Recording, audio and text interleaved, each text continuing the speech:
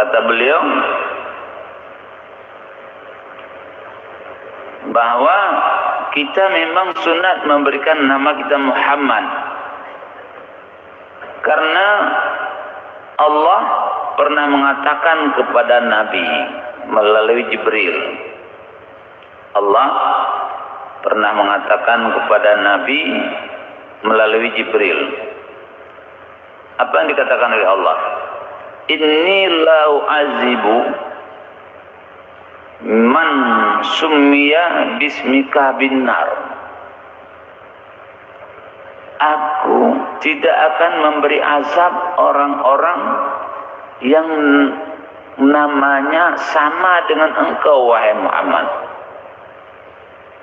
Saya tidak akan memberi azab neraka orang-orang yang sama dengan engkau, wahai Muhammad.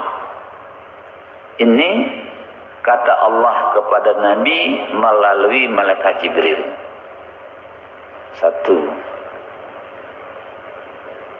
Yang kedua, ada juga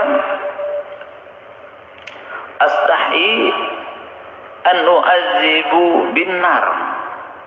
Malu aku kalau memberi azab dengan neraka.